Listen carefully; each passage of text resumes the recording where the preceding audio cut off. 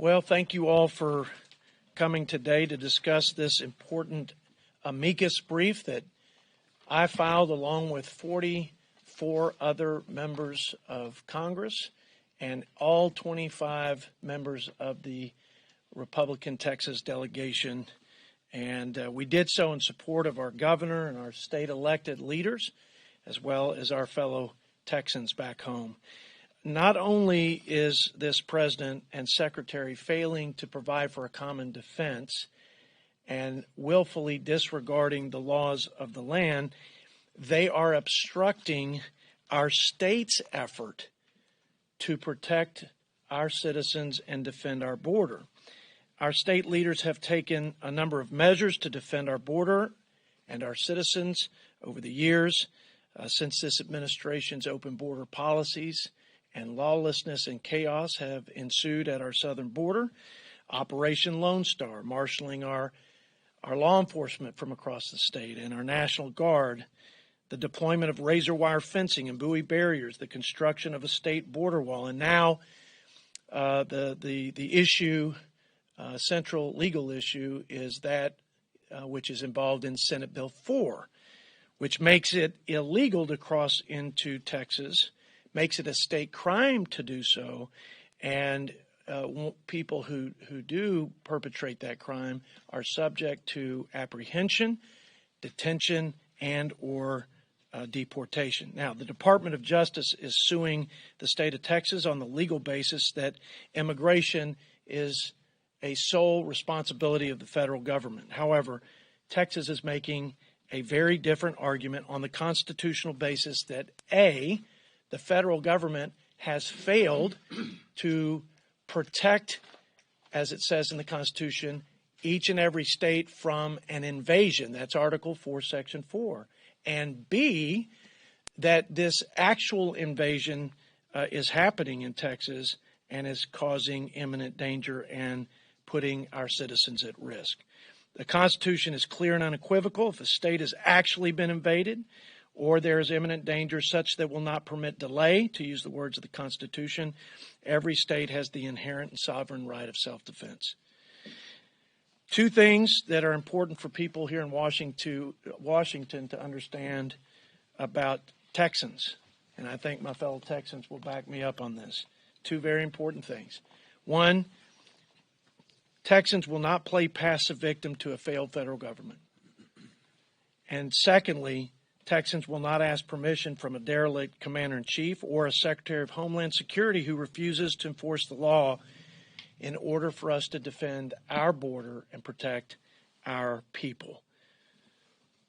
Yesterday, the House impeached Alejandro Mayorkas for his dereliction of duty, for his breach of public trust, and the systemic and serious harm it has caused our society. Regardless of what happens in the Senate, I believe that a conviction is coming in November. And not only for Secretary Mayorkas, but for our Commander-in-Chief and his entire chain of command. And with that, I would yield to our Border Caucus Chair and my dear friend from the southeastern region of Texas, Texas 36, Brian Babbitt. Thank you. Thank you so very much, Jody. I'm proud to be up here, and your initiative is so very badly needed for our country to rally around our great state, the Lone Star State. So we're here to support Texas's Senate Bill 4, a common sense piece of legislation that rightfully criminalizes illegal entry and re-entry and sends those who come here unlawfully right back across the border. As we heard my friend Jody Arrington say, we have a derelict administration.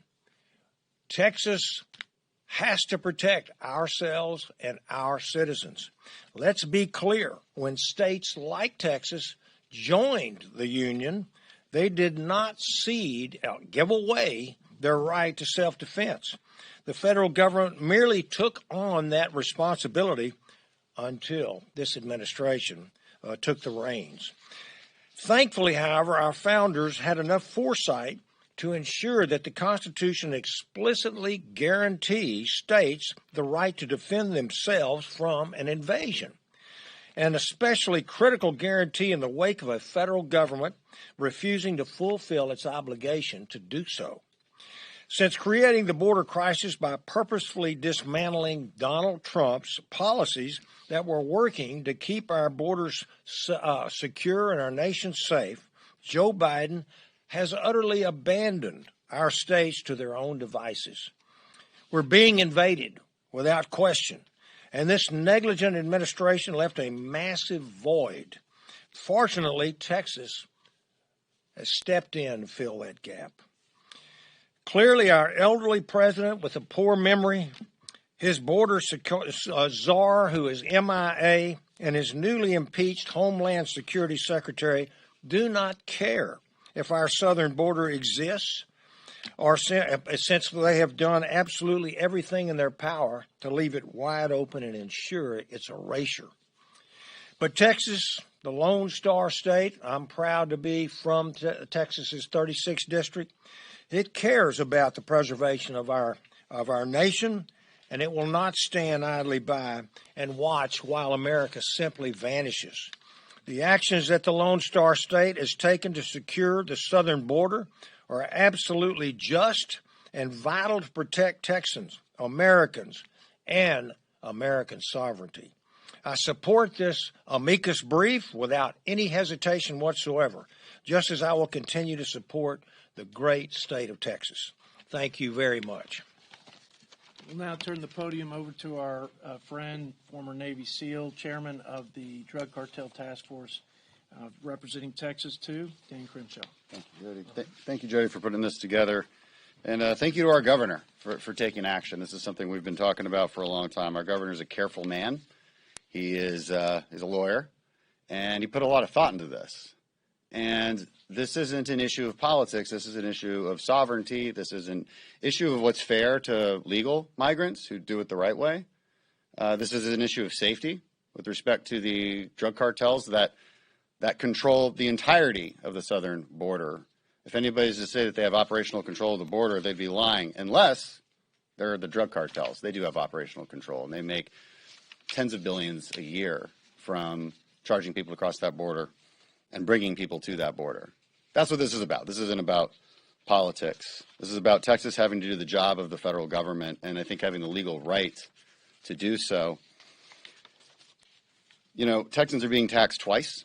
They're taxed twice because we have to pay for all of our operations on the border, and we also pay federal taxes. I've introduced legislation to pay Texas back for that, called the Border State Reimbursement Act. But it's also worth noting that people come up to podiums up in this office and they say all the time that every state's a border state. Every state is not a border state. Texas is a border state. And we're the state that actually puts the most resources toward trying to solve the problem. And that's what this is about. This is about solving the problem. So instead of suing the state of Texas, the federal government should be paying back and thanking the state of Texas. So I'm glad to be here with my colleagues, to be up here and support our governor in those actions. Thank you. Thank you, Dan. Next, the first female mayor from Irving, Texas, and my fellow colleague on Ways and Means, Beth Van Dyne, representing Texas 24. Thank you very much. From day one, through purposeful and persistent actions, the Biden administration has shredded meaningful and effective Trump-era border policies that were actually working. And rather than having nominal control and far less illegal immigration, they've created a national security and humanitarian nightmare. By turning over control of our southern border to the Mexican cartels, Biden has ushered in a new era of mass illegal immigration that is overwhelming states, cities, and services for the American people. Biden's reckless and destructive administration has not just abdicated their federal responsibility to protect our border and the people of Texas, but they have deliberately caused what the American people justifiably see as an invasion, which has delivered deadly consequences. More than 1,100 North Texans have died from fentanyl poisoning since Biden took office. Fentanyl-related deaths have increased by 33% since 2019 and now account for almost half of all drug-related deaths, killing an average of 5 Texans per day. In Tarrant County, the sheriff's office saw a 1,000% increase in the amount of drugs seized in a short 2-year span. In 2020, they seized $3 million worth of drugs. In 2022, it was $35 million. I'm proud of the state of Texas and Governor Abbott for taking the mantle of leadership to fight the Biden border invasion with every resource and constitutional authority they have. As we rightfully noted in this amicus brief, Article 1, Section 10 of the Constitution ensures states have the ability to defend themselves in the absence of the federal government and when a real and imminent threat is presented. Sadly, we aren't seeing an absence of the federal government, but with Biden and Mayorkas, the federal government is actively working to support, fund, and facilitate not just this invasion, but the operations of Mexican cartels who are wholesale killing and enslaving people all across our country. By the actions Texas is taking to construct barriers, deter illegal crossings along our border, and making it more difficult for the Mexican cartel's human trafficking programs, illegal immigrant encounters have dropped significantly in many sections of the Texas border, by nearly 76% from December to January. Texas has once again shown the federal government is lying to the American people when Biden claims that there's nothing that can be done under existing authority to stop his engineered invasion. The American people stand with Texas in our fight to protect our state and the Union. We clearly stand with Texas in this ongoing and existential fight, and we urge the Supreme Court to recognize Texas is acting lawfully and responsibly to do the job that this administration refuses to do. Thank you for being here today and for covering this national security. Thank you, Beth. Now, federalism, the sovereignty of states, and every state's inherent right of self-defense is not just a Texas issue. It's an issue for every state in the Union, including South Carolina. So to prove this isn't just the Kool-Aid we drink at our Texas lunches, we've asked our honorary Texan, David Rouser from South Carolina, to say a few words. North Carolina. Well, the Carolinas. Texas the Carolinas. Both. It really doesn't matter. And Jody and I have known each other a long time, and I can understand how you might get confused with South Carolina and North Carolina. But I was thinking while my colleagues were speaking, I said some of my constituents in North Carolina are going to be a little worried I might have moved to Texas. Of course, then I thought, well, there's some folks in my district that would be glad if I moved to Texas, probably. So, but it's a real honor to stand with these fine colleagues from Texas. They are a border state. It is really astonishing that this administration has totally, completely abdicated its responsibility in protecting our border. Not just Texas, but Arizona and everywhere else. Now, it's technically true North Carolina is not a border state, but I can tell you this. We have the drugs pouring in, and pouring in a big way. Much more so than during the previous administration. And we all know what took place with the Biden administration. They repealed every single policy that President Trump had in place to secure the border. There's really no need to pass new law in terms of border enforcement. This president has every authority under current law to enforce the border. And that point needs to be made repeatedly, I think. This is a national crisis. Texas is at the forefront. They're the tip of the spear. And so I'm proud to support my friends from Texas in their effort by signing on to this amicus brief, and really truly hope that the Supreme Court will give ample consideration to the necessity of this suit. It's critically important, I think, moving forward for the country, and not just for Texas, but for the entire country in terms of our national security. With that, I'll yield back. I think the gentleman from North Carolina, it could have been worse. I could have said he hailed from California or Massachusetts. With that, if there are any questions, we're happy to entertain them. Yes, sir. I actually have two questions. The first one is, I assume you've talked with your Texas Democratic colleagues about this brief, but I don't see any of them up here joining. I think our Democrat colleagues from Texas are well aware of the efforts that our leaders in Texas have deployed to fill the gap, to hold the line, and to do the job the federal government under this administration has failed to do. They're also aware that this administration has resorted to these far afield arguments like the 1800s Harbor and Rivers Act and directing the Department of Interior to claim the Mexican mussel as critical habitat.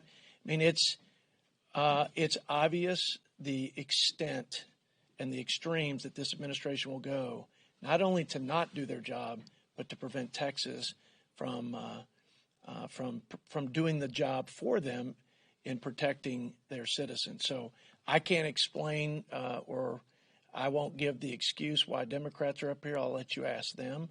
But this isn't a partisan issue. It's an issue, again, as Dan said, it's not political. It's about our sovereignty, and it's about the inherent right of all states to defend themselves, as our forefathers wrote into that Constitution. When the danger is so imminent and threatening to the citizenry that it shall not permit delay, then it would be irresponsible for our state leaders not to do what they're doing. The problem is they are being harassed and obstructed at every turn. And we hope this central question, though, of state sovereign right of self-defense, we believe it will be meted out and probably ultimately at the Supreme Court. And that's why this amicus brief is so important. I'm going to go to her and then come back to you. Yes, ma'am. Thank you. A couple of things just to clarify processes. Repeatedly, Republicans have stated that President Biden could have used some sort of presidential power to make decisions on closing the border. Can you elaborate on specifically what it is he could be doing that he isn't? Well, he has broad authority in an emergency or crisis to turn any and every person in this country who crosses the border illegally, turn them back to their country of origin for any reason. That is the broadest authority that the president has. But really, all you have to do is look at the previous administration, and you will see the stark contrast. The same laws and policies that are on the books today were on the books then, except you had a president in Donald Trump who was willing to use the tools and authority to stop the flow and secure the border. And that's why we saw a significant drop. I think it was over 70% in the terms of the flow of illegal immigrants. And he and the Trump administration effectively secured the border. And obviously, you're familiar with Remain in Mexico. The law says shall detain when someone has crossed illegally. They get a court date. They get due process to see if they have credible asylum claims. But the law says shall detain. And even with criminal aliens, the Secretary of Homeland Security, Mayorkas, had blanket broad direction under the guise of prosecutorial discretion to say that we will not detain even criminal aliens. So there are ways to improve the legal process. Certainly there are loopholes that need to be closed and magnets that need to be turned off that incentivize the flow of illegal immigration. But the authorities are there, and it is nothing but political cover and an excuse to suggest otherwise. And by the way, this president and Secretary Mayorkas has said for the last 3 years that the border is under our control and that the border is secure and that it's not a crisis. Until it was politically convenient when you had a Senate bill that was portraying itself as a border security bill, and then he changed his tone. Follow up. How far-reaching should the power of a governor, such as Governor Abbott, be in securing the territory that they are? It's a great question. And I'm asking you that because I have a source in Texas who has stated that Governor Abbott is getting support from the National Guard from other states. Can you clarify if that is what's happening? And then also to the question of how far-reaching any governor's power should be, if you could elaborate on that. Well, unlike just legal precedent, this is the plain language of the Constitution. And I'm not a lawyer, but it is clear and unequivocal that when there is an actual invasion or, and these are the words of the Constitution in Article 1, Section 10, an actual invasion or imminent danger such that will not permit delay, the states have that right of self-defense. Now, I'm sure there are various contours to that discussion that the courts will take up, but this isn't something that is being, divined by state leaders in Texas. This is the plain language of the Constitution. The arguments in the past, for example, U.S. v. Arizona, the last time an immigration case went to the Supreme Court, a seminal question was asked: can a state enforce federal laws if the federal government is not? Now, the conservative jurist said that they could, but it was a more liberal court, and they struck down Arizona's claim that they could do that. They said that the federal government has sole jurisdiction over enforcing immigration laws. That's not what Governor Abbott and the leaders of Texas are arguing. They're arguing that Article 4, Section 4, the guarantee clause, guaranteeing protection against invasion, the feds have failed in that. And then Article 110, that there is an actual invasion and there's imminent threat. So the state of Texas has the broadest latitude to do what it needs to do with the tools and authorities and resources they have. By the way, they've been doing this to the tune of billions of dollars for the last 3 years. As I mentioned, Operation Lone Star, the razor wire, the border wall, the buoy barriers. But this question will be central to state sovereignty, federalism, not just in Texas, but across the land. Yes, sir. Do you have a reaction to the White House refusing to meet with Speaker Johnson? And should they meet, Speaker Johnson try to continue meeting with the White House? And if so, is this something that could be negotiated if, in fact, Johnson could come to a border agreement with the White House? I think it's worrisome that the President of the United States is not sitting down with the leader of the House to discuss funding the government and the policies and direction of our country, especially as it relates to the most imminent threat to our security and to the safety of our citizens, which is the border crisis that his administration and he have created. I suspect, and there's been a lot of discussion about his cognitive challenges and his mental health state, that they may be protecting him from engaging and further disclosing those challenges.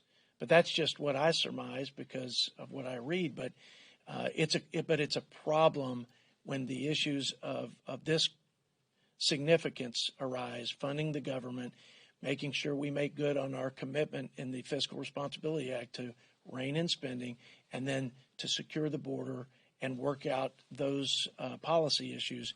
I think it should be concerning to all Americans. Where is our commander-in-chief? Where is our chief executive in these conversations?